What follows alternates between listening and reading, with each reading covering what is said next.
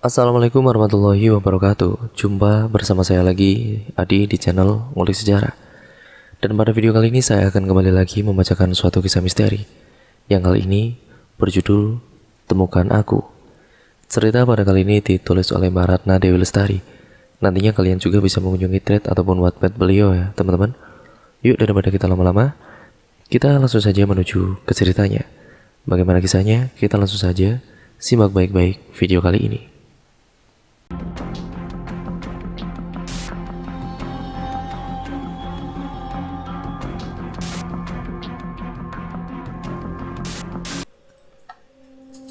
Nak, temukan bunda nak, atau kau akan ikut mati. Suara Paro itu terdengar jelas di telinganya. Tidak hanya jelas, bahkan menyakiti kendang telinga gadis itu. Berdenging dan terasa jaraknya hanya sejengkal dari telinganya. Suara itu terngiang dan menyadarkannya. Seketika ia terbangun dari tidur nyenyak semalaman dengan posisi yang langsung terduduk dan mata membulat karena terkejut. Gadis belia itu mencoba menenangkan diri. Setelah kesekian kalinya berbagai mimpi aneh tersebut datang, ia sebelumnya tidak pernah seintens ini didatangi oleh sosok tidak kasat mata. Tidak hanya melalui mimpi, sosok itu mulai meracuni mentalnya dalam kehidupan nyata. Setelah tenang, Sisil melihat ke arah jam dinding yang ada di kamarnya. Sebentar lagi udah subuh. Capek juga kalau gini terus. Ia mengembuskan nafas dengan pelan. Napasnya justru sejenak terhenti setelah mendengar sesuatu di kamar sebelah. Dinding pembatas kamarnya terdengar dipukul keras oleh seseorang yang tidak ia ketahui. Siapa di kamar sebelah? Bener gak sih dari kamar sebelah? Kan kamar itu gak bisa dibuka juga, ucapnya dengan lirih. Suara pukulan itu pun terus menghujani tembok pembatas kamar, bahkan bila dihitung jarak setiap pukulannya hanya sepersekian detik. Sisil mulai curiga dengan yang terjadi di balik sana. Kemudian mendekatkan telinga kirinya menuju dinding kamar yang ada di bagian belakang ranjangnya itu. Pa, kamu dengarku? Bisik suara parau seorang wanita. Sisil bergidik ngeri, kemudian berteriak sekuat yang ia bisa. Mama! Mama berlari membuka pintu kamar gadis itu, lalu kemudian memeluk erat Sisil yang tampak ketakutan. Kenapa sayang? Mama membelai rambutnya dengan pelan. Mimpi lagi ya? Udah tahu siapa yang ngomong itu? Tanya mama ragu. Bunda katanya. Wajahnya nggak nampak. Mah, di samping kamar ini. Sisil berucap dengan derayan air mata. Ia tidak dapat melanjutkan perkataannya lagi. Mama langsung memeluk putri sulungnya itu. Ia tahu bahwa belakangan ini Sisil mengalami hari-hari yang berat. Kenapa mimpi ini selalu datang? Apa yang ia inginkan? Apa yang sebenarnya terjadi? Mimpi malam itu mungkin akan menguak segalanya. Namun apakah mereka akan membiarkan gadis itu membongkar semua misteri?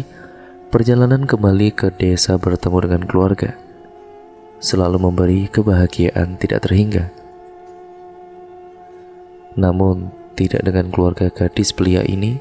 Sekembalinya mereka ke desa untuk menetap lama di sana menyebabkan terbongkarnya kisah-kisah tentang dirinya dan keluarga yang bahkan hampir hilang tertelan keadaan dan waktu. Matahari begitu terik kian membakar kulit para petani yang tengah menggarap sawah dan ladangnya. Sawah yang baru saja panen beberapa waktu lalu dan kini mulai diisi lagi dengan bibit-bibit baru. Tahun ini hasilnya berlimpah ruah. Seperti tahun-tahun sebelumnya, desa yang asri dengan kemakmuran masyarakatnya yang mayoritas dari golongan petani. Siang itu Sisil, Mama, dan juga Dinda melakukan perjalanan ke tempat tinggal yang baru. Karena ketidakmampuan Mama mempertahankan rumah kota itu. Setelah Papa meninggal, ia menjadi satu-satunya tulang punggung keluarga. Sempat bertahan 10 tahun untuk menanggung kebutuhan mereka bertiga. Namun sayangnya, setelah beberapa tahun terakhir, ia tidak mampu lagi untuk hidup serba mahal di kota. Seiring kebutuhan anak-anak yang kian tumbuh dewasa, di sepanjang jalan yang ditempuh menuju desa Mulyo Abadi, Sisil merasa sangat khawatir, tetapi tidak tahu penyebabnya apa. Pertama kalinya ia merasakan sekhawatir ini, namun mencoba untuk menenangkan diri dengan berpikir positif bahwa tidak akan terjadi apa-apa.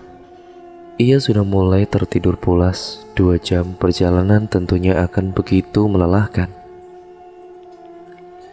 Di lain sisi, adik dan mamanya fokus menapaki jalan sembari menghirup udara segar pedesaan. Tiba-tiba Sisil terbangun dengan keadaan mata membulat dan pertatapan kosong. Hah? Ia langsung terduduk menjauh dari sandaran kursi mobil. "Kenapa, Nak?"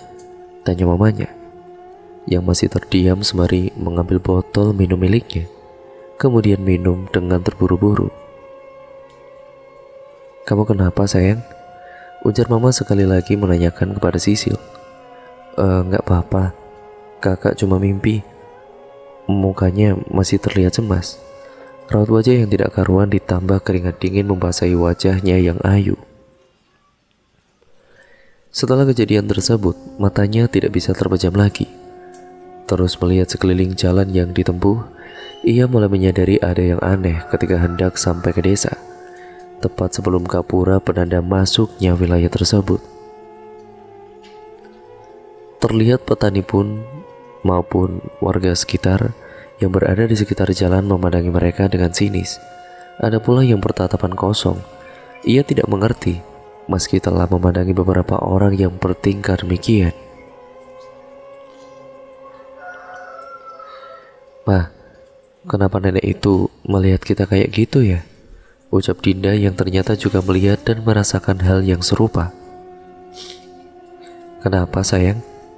sambil melirik ke arah luar kaca dan kembali fokus ke jalanan yang kini cukup sulit ditempuh karena terdapat bebatuan besar yang menghiasi kesukaran jalan itu.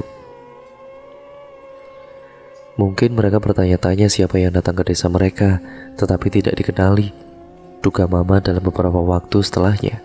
Tidak sedikit pun kecurigaan terselipkan dari pertanyaannya itu. "Ya mungkin juga ya, Ma," sahut Dinda langsung merespon ucapan mama tanpa ragu. Sisil masih terdiam heran setelah melewati beberapa orang yang bertingkah aneh. Kini kemudian mereka mendapati tepat di pinggir jalan tersebut. Air mengalir begitu jernih, tidak terlihat satupun bebatuan besar. Sungai itu dilindungi oleh pohon-pohon yang kokoh dan berbagai macam-macam tanaman. Juga terdapat beberapa bilah bambu yang sengaja dirakit untuk menjadi penghubung jalan ke seberang. Gemericik air terdengar riuh dan juga menenteramkan jiwa. Pemandangan yang begitu bagus selalu membawa ketenangan, tetapi tidak untuk kali ini. Hawa yang dihantarkan oleh lingkungan tidak bersahabat dengan dirinya.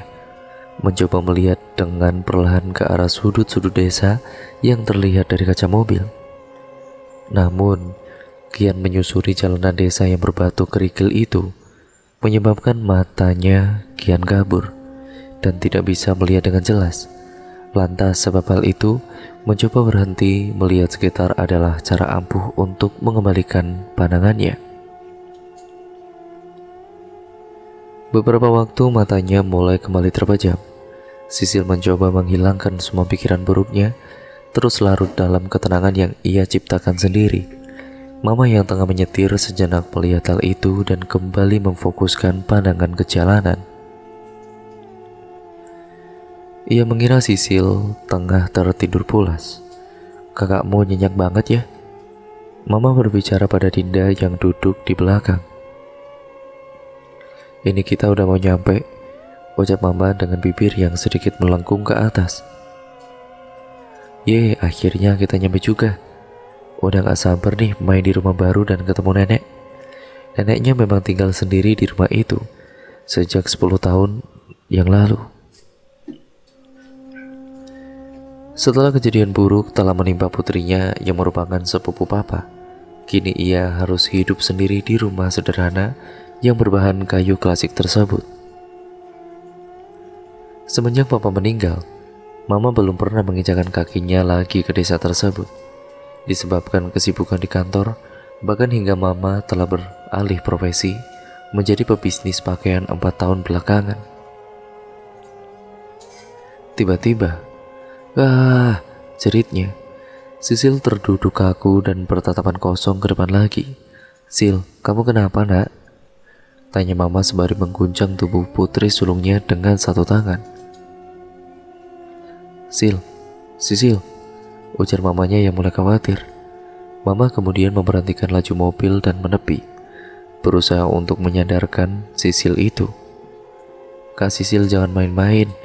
Jangan takutin Dinda, Kak." Dia pun ikut membantu mama menanyakan keadaannya. Karena Sisil yang belum merespon, mama memutuskan untuk melanjutkan perjalanan dengan rasa khawatir yang sangat luar biasa. Dengan mempercepat laju mobil, mama terus memegangi tangan gadis itu dengan tangan kirinya. Ada apa sebenarnya dengan Sisil?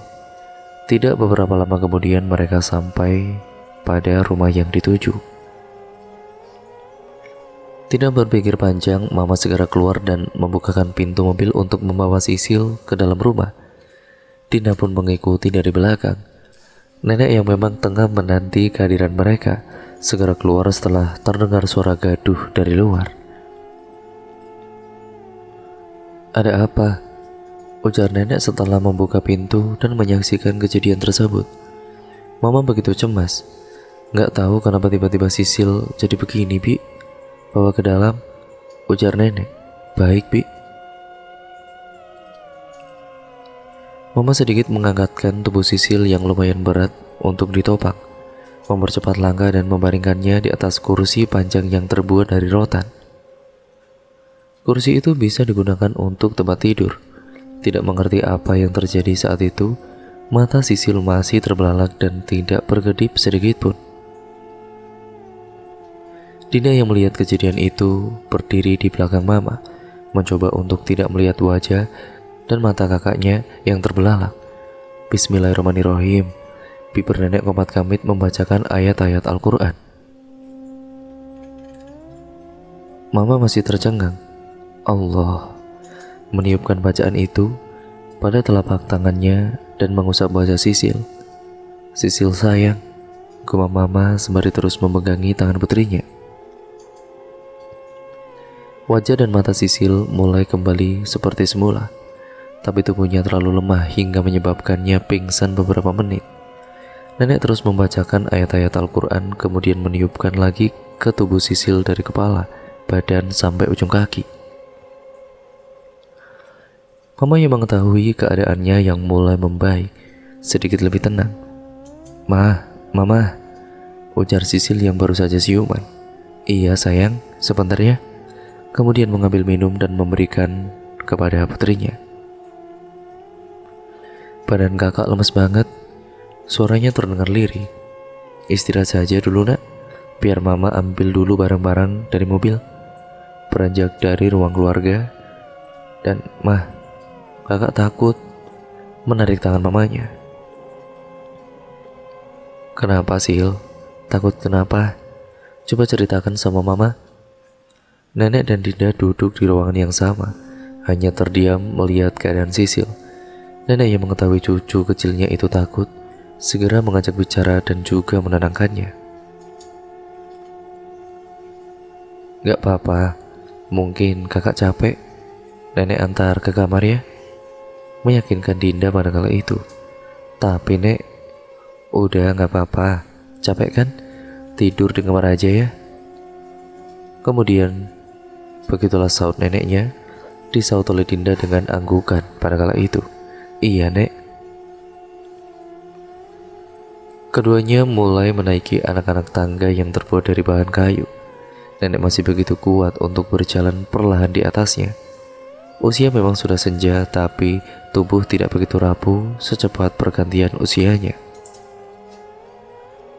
Dina memegang tangan nenek dengan erat sembari menjaga keseimbangan tubuhnya pula yang tidak kecil lagi. Sedangkan di lantai bawah, Sisil duduk dengan bersandar ke dinding dan kemudian mulai bercerita.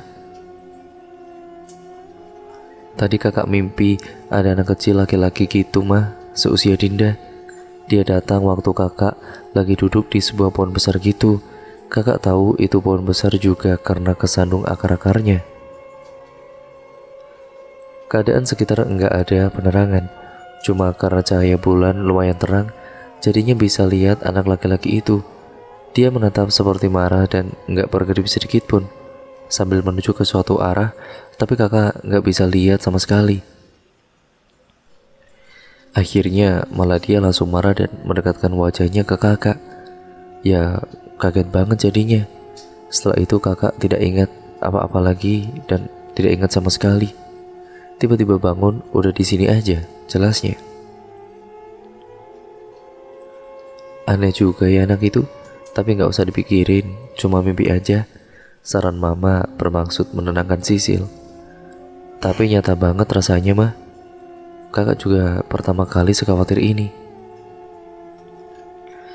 Perasaan kakak aja mungkin, ya karena kepikiran ataupun berpikiran negatif di desa ini.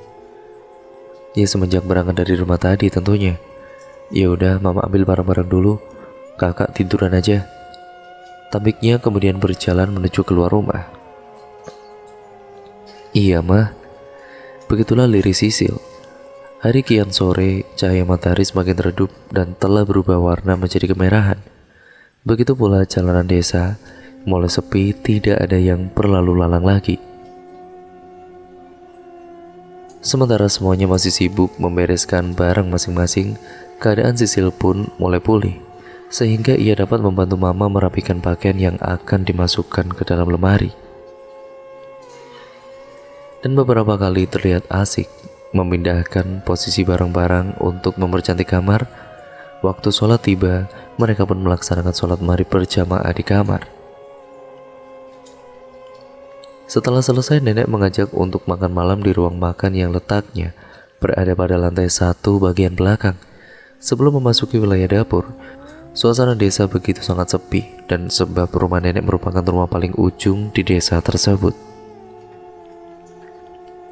Hanya suara serangga dan katak yang jelas terdengar menghiasi dinginnya malam.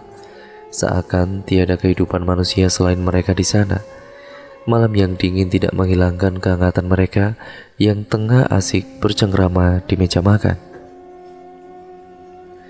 Nenek telah memasak berbagai macam makanan berupa sayur, lauk pauk, dan nasi untuk dimakan malam itu. Rasanya begitu lezat dan juga nikmat. Sekarang Dinda dan Sisil dapat merasakan yang namanya masakan nenek seperti yang diceritakan oleh teman-temannya. Dinda, enak nggak masakan nenek? Gimana ya nek? Canda Dinda dengan wajah lugunya menantawa. Nenek rasa ini enak loh Din, jelasnya, sambil mencoba masakan itu kembali dengan memakan sesuap nasi dari sendok makannya itu. Ih nenek, Dinda kan bercanda. Ini enak banget loh nek, masakan terlezat sedunia. Mama aja kalah, kelakar Dinda. Lalu disaut dengan tawa mereka semua, tidak terkecuali dengan Sisil. Beberapa waktu berlalu, Sisil telah menyelesaikan makan malamnya, kemudian bertanya, "Oh ya nek, kenapa ya warga di sini lihat kedatangan kami seperti marah dan juga keheran ataupun ya terheran-heran gitu?" tanya Sisil memotong tawa mereka. Seketika semua mata tertuju kepadanya. Gadis itu kemudian menanyakan hal yang menyebabkan nenek terhenti mengunyah makanannya yang begitu lezat. Ia masih terdiam lalu menundukkan pandangan beberapa saat setelah pertanyaan itu terlontar dari bibir Sisil. Entah apa yang dipikirkan, raut wajahnya pun tidak tertebak sama sekali. "Kenapa nek?" "Hus, kamu itu," sontak mama pada Sisil. "Biarkan dia bertanya Lin," saut nenek. "Iya Bi."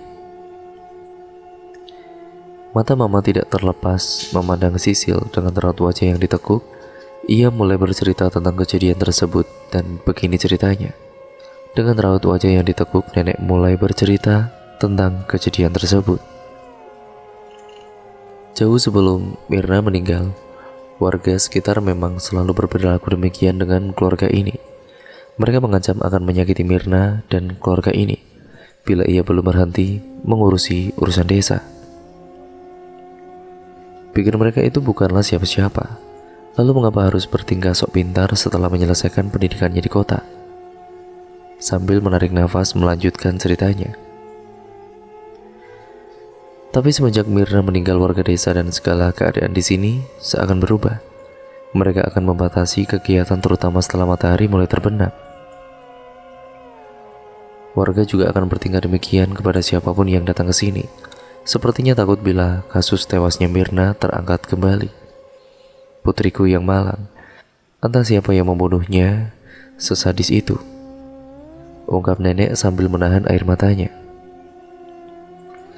Ia sudah tidak mampu lagi melanjutkan ceritanya. Suara nenek kian parau menceritakan hal tersebut. Tangannya pun spontan menutupi kedua mata yang telah banjir karena perih mengingat kejadian tersebut. Memori tuanya masih begitu jelas mengingat setiap detail kejadian yang dilalui di tahun-tahun terburuk sepanjang usianya. Mama segera berdiri dan memeluk nenek, sedangkan Sisil dan Dinda hanya terdiam mendengar penuturannya. Udah ya Bi, tidak perlu diingat lagi. Mirna sekarang udah tenang, pinta Mama yang tengah memeluknya. Kakak, udah jangan tanya itu lagi ya. Hal itu akan melukai nenek. Iya mah, jawabnya dengan lirih.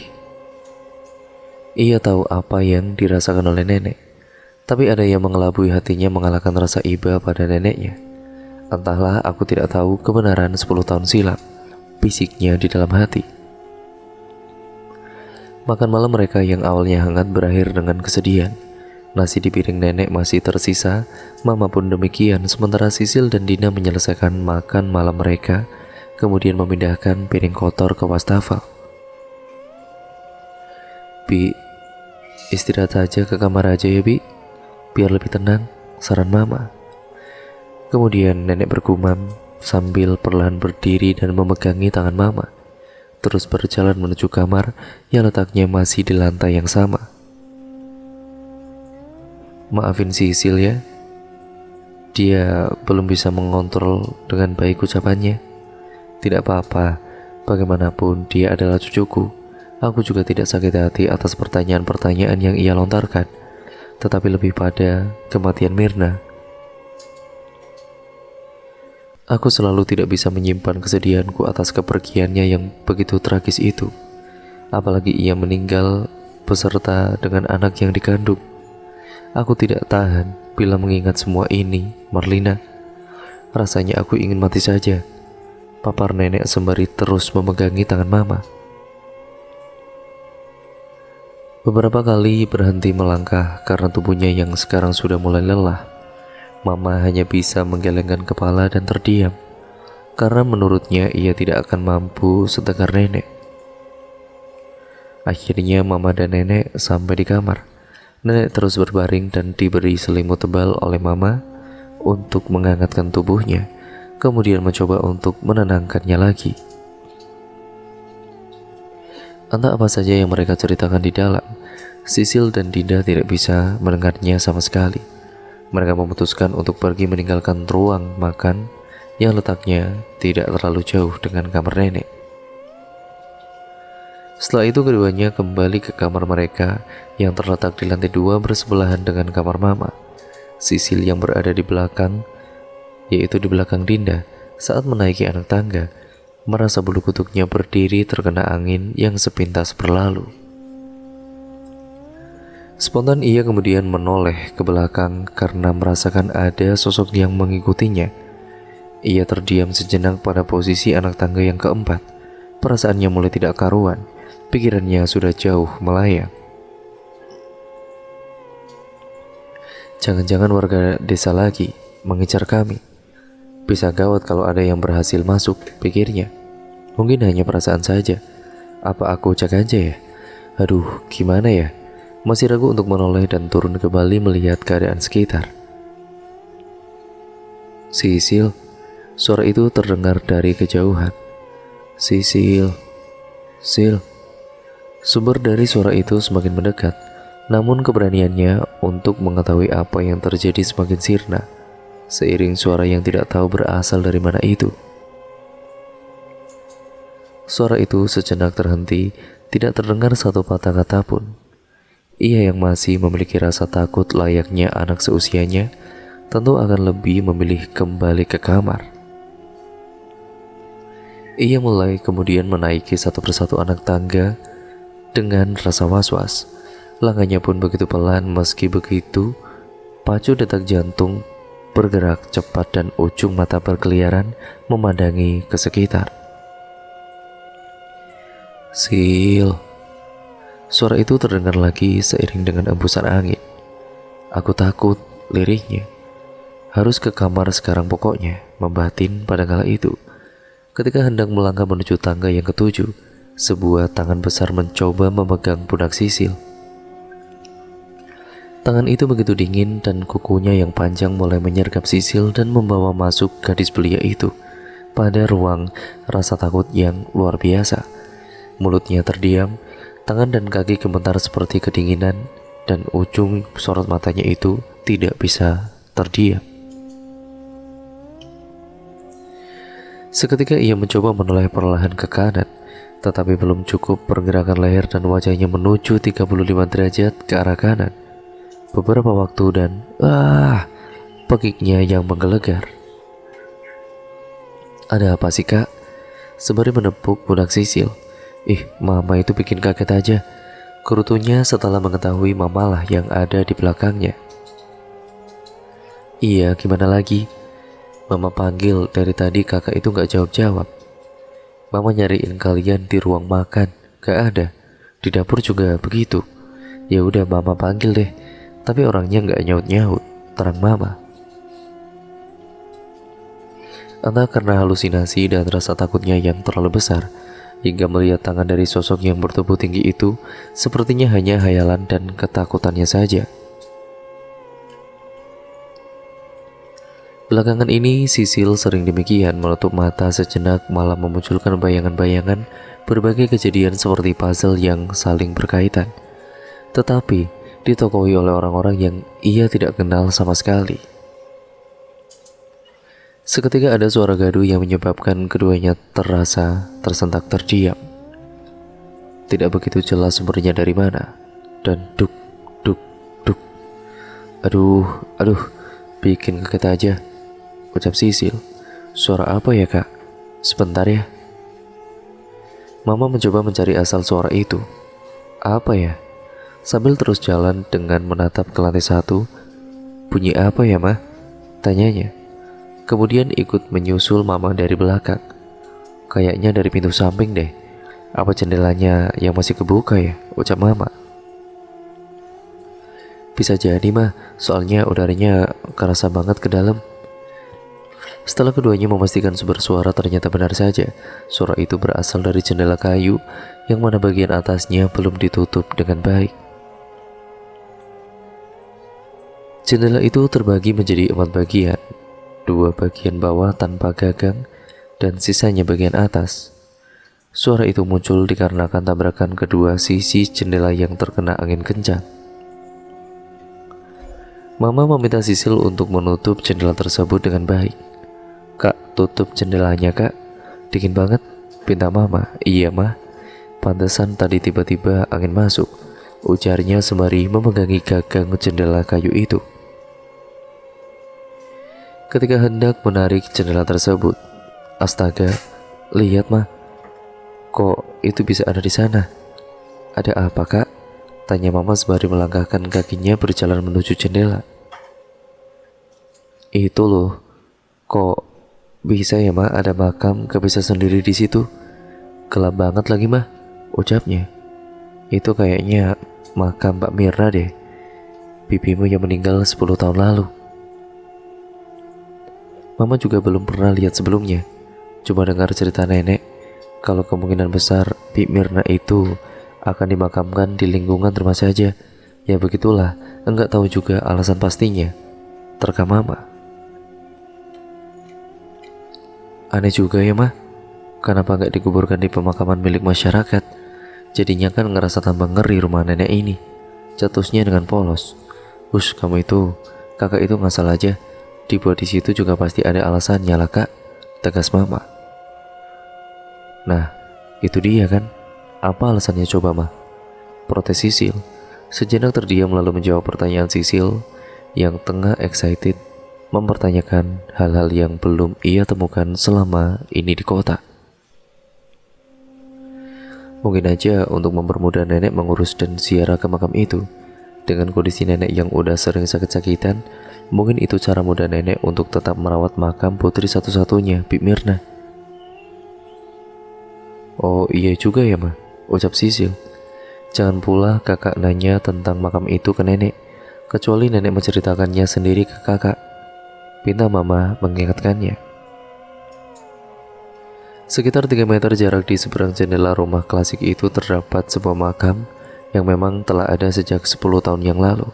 Kondisi makam itu bersih dan sangat terurus. Pencahayaan di sana memang begitu minim, hanya berandalkan pantulan cahaya dari lampu dalam rumah bila jendela dalam keadaan terbuka dan juga sebab terdampak dari terangnya bulan pada malam itu. Sementara dari balik jendela, Sisil mulai memegang kembali gagang jendela kayu. Berniat ingin menutup rapat agar hawa dingin tidak menusuk kulit mereka yang baru menyesuaikan diri dengan keasrian dan kesejukan desa. Seketika ia terseret mundur jauh ke belakang. Tiba-tiba matanya tertutup dan mulai memasuki ruang waktu. Ia melihat seorang ibu muda yang tengah berjalan di daerah persawahan sembari memegangi gadis kecil berwajah lonjong dan berwarna kulit sawo matang. Perkiraan usianya 3 tahunan lah, berdasarkan dari ukuran tubuh anak itu. Nah, kalian pasti penasaran kan bagaimana kelanjutan ceritanya? Karena cerita pada kali ini merupakan cerita yang akan bersambung ke part yang kedua dan juga part yang selanjutnya. Terima kasih untuk kalian yang sudah menyimak video kali ini. Jangan lupa nantikan terus kelanjutan ceritanya hanya di channel ini ya teman-teman. Jangan lupa subscribe untuk kalian yang belum subscribe. Nyalakan lonceng notifikasinya untuk kalian yang belum menyalakannya. Ya karena dengan itu kalian akan terus mendapatkan notifikasi terbaru dari channel ini. Sekian dan terima kasih, sampai berjumpa di video terbaru selanjutnya dan kelanjutan ceritanya dari cerita ini. Wassalamualaikum warahmatullahi wabarakatuh.